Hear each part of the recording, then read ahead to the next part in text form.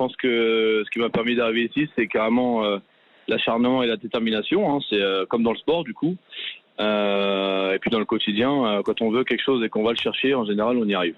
Vous faisiez partie de la brigade d'Hélène Darroze. Elle vous a conseillé pour l'ouverture de Manzili. Elle a été votre petite voix intérieure. Non, parce qu'on a été tous très très occupés à la sortie du concours parce qu'il y avait l'annonce donc de la réouverture des restaurants. En revanche, je l'ai invité à me donner son avis une fois que la carte était réalisée. Et alors, elle a validé ? Elle a validé, elle a dit qu'elle avait trouvé la carte superbe. Elle est venue 2 fois et elle reviendrait encore en famille. Et donc, je suis très content de l'avoir reçue et j'ai hâte encore de la recevoir. On va la découvrir justement, cette carte, avec vous. Votre restaurant, donc le Manzili, c'est un lieu un peu hors du temps. Vous êtes au cœur du Jardin des Plantes à Paris. C'est un restaurant éphémère. Pourquoi c'est un restaurant éphémère ? Alors, pour plusieurs raisons, parce que, si vous voulez, le temps que j'avais en fait de disponible ne me permettait pas de monter un restaurant sur du long terme. Dans un deuxième temps, quand on a monté le resto, on ne savait pas vraiment encore si on allait pouvoir ouvrir et comment, parce qu'il y avait des restrictions encore sanitaires, donc je ne voulais pas m'engager sur quelque chose de long. Et puis, j'avais une fois l'envie de faire un concept très méditerranéen, et je vous apprends rien, en Méditerranée, les produits de saison, c'est l'été.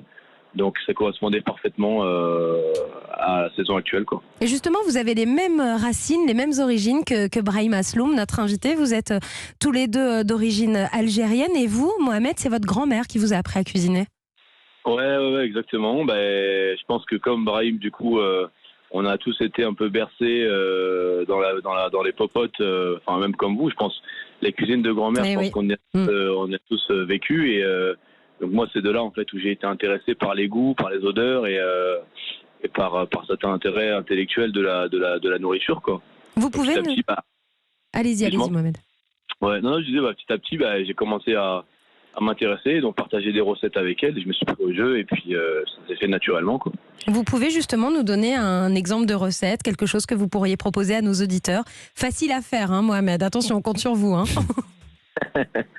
Ouais, écoutez, je vais vous donner une petite recette qu'on fait nous en ce moment au restaurant, qui est très fraîche et très estivale. Donc on fait une petite salade de pastèque, en fait, feta, olive tagache, oignon rouge, persil, et avec une petite vinaigrette au sumac et à la mélasse de grenade.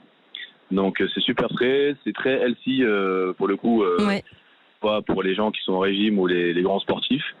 Et c'est bourré de vitamines et de bonnes choses, donc et ça marche très très bien l'été. Alors c'est quoi les étapes ? On fait comment, Mohamed ? Alors donc il faut avoir une belle pastèque plutôt, parce qu'un pastèque c'est autre chose. Une belle pastèque bien mûre, bien rouge, qu'on coupe en petits dés, des olives tagache juste dénoyautées, du persil équeuté, rincé, juste taillé grossièrement, des petites lanières d'oignons rouges assez fines, parce qu'on va les garder crus. Et ensuite, on fait une vinaigrette, donc il nous faut de la mélasse de grenade, du jus de citron, du sumac, du sel, du poivre et de l'huile d'olive pour monter le tout, et de la feta AOP.